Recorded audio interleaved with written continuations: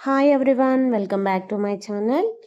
ఈరోజు విజయవాడ నుండి అమరావతి ఎలా వెళ్ళాలి అనేది, అమరేశ్వర స్వామిని ఎలా దర్శనం చేసుకోవాలనేది చూద్దాము. ఫస్ట్ మనం విజయవాడలో 301 ఈ బస్ ఎక్కితే మనం డైరెక్ట్గా అమరావతికి అయితే బస్సు ఉంటుంది. ఆ బస్ ఎక్కితే మనం డైరెక్ట్గా గుడి దగ్గరకు అయితే దిగిపోతాం, గుడి ముందైతే దిగిపోతాము. మనం గుడి లోపలికైతే వచ్చేసాము. గుడి బయట ప్రాంగణం అన్నమాట. అయితే ఇక్కడ స్థల పురాణం ఏమిటంటే, పూర్వం తారకాసురుడు అనే రాక్షసుడిని వధించినప్పుడు, కుమారస్వామి వధించినప్పుడు తారకాసురుని రాక్షసుని గొంతులో ఉన్న శివలింగము 5 భాగాలుగా అయితే విరిగిపోతుంది. వీటినే పంచారామాలు అంటారు.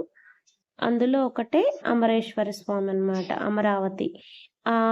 ఒక పార్ట్ వచ్చి అమరావతిలో పడింది. ఇక్కడ అమరేశ్వర స్వామి అని పిలుస్తారు ఇక్కడ స్వామిని.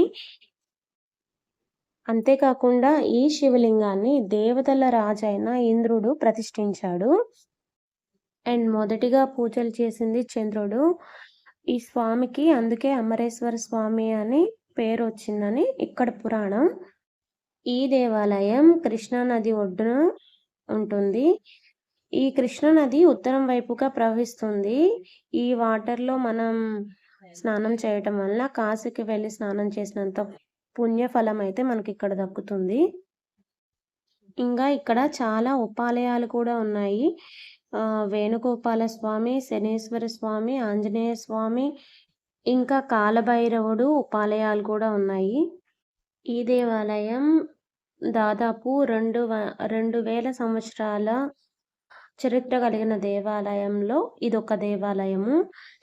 ఈ దేవాలయాన్ని కట్టించిన వారు శ్రీకృష్ణదేవరాయల వారు. ఇంకా ఇక్కడ స్వామివారి విశేషం ఏంటంటే, స్వామివారు అంతకంతకు పెరుగుతూ ఉంటుంటే స్వామివారు చాలా హైట్గా ఎత్తుగా ఉంటారు. ఇంకా బాగా ఆకాశంలోకి పెరుగుతున్నారని చెప్పి ఇక్కడ పురోహితులు స్వామివారి తలపైన ఒక మేక అయితే కొట్టారు. ఆ మేక వలన కొట్టడం వల్ల అక్కడ రక్తపు మరకలు అయితే కనిపిస్తూ ఉంటాయని చెప్తున్నారు. స్వామివారిని మీరు కూడా దర్శనం చేసుకోండి. అంతేకాకుండా ఇక్కడ చాలా మనసుకి ప్రశాంతంగా అయితే ఉంటుంది.